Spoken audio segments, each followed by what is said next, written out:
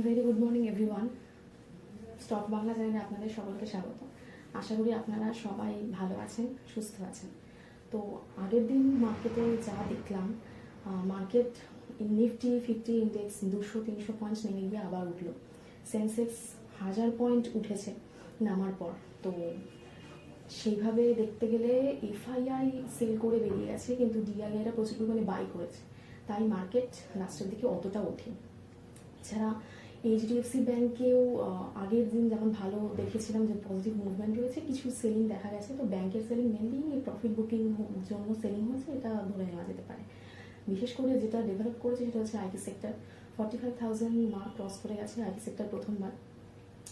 Mainly এটা হয়েছে ইউএসের ফেডারেল রিজার্ভ ব্যাংকের চেয়ারম্যান যেহেতু ইউএস ইকোনমিকে খুব স্টেবল আর গুড ইকোনমি বলেছেন, তো সেই জন্য আইটি সেক্টর ভীষণ পরিমাণে পজিটিভ সেন্টিমেন্টস নিয়ে গ্রো করেছে আর লিড করেছে টিসিএস।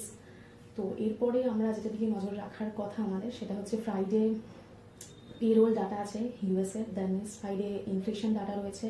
তো এই ডাটাগুলোর দিকে আমাদের একটু নজর রাখতে হবে।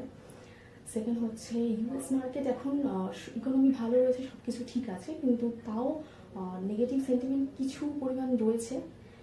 তো সেই জন্য ডাউ জোন্স, S&P 500 আর ন্যাসড্যাক নেগেটিভেই কিন্তু এখন চলছে, কিন্তু পরের দিকে অবশ্যই উন্নতির আশা করা যায়।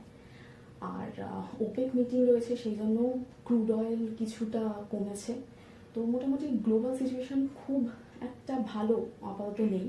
আর আমাদের ইন্ডিয়ান মার্কেটের জন্য আজকে যেটা দেখার, 10টার পর যে আরবিআই মনিটারি পলিসি হবে, সেখানে সবাই আশা করছে যে সিআরআর রেট কাট হবে। এক্সপার্টরা গত কয়েকদিন ধরে যারা আশা করছেন, কিন্তু ইন্টারেস্ট রেটও কাটও হতে পারে। তো দুটোর মধ্যে যে কোনো একটি বা দুটি হতে পারে। সেই জন্য মার্কেট আজকে ভীষণ ভোলাটাইল থাকবে, এটাই আশা করা যায়। এর প্রথম হয়তো 50 গ্যাপ আপ ওপেনিং হয়ে হয়তো মার্কেট তুলবে, কিন্তু তারপর পরেও যেতে পারে, সম্ভাবনা আছে।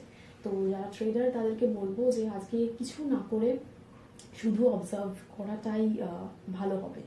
তারপরে মার্কেটের কি ডিসিশন হচ্ছে মনিটারি পলিসি, সেই অনুযায়ী আপনারা মার্কেটে এসে ট্রেড করবেন। তো আজকে আমি আমার ভিডিও এখানেই শেষ করছি।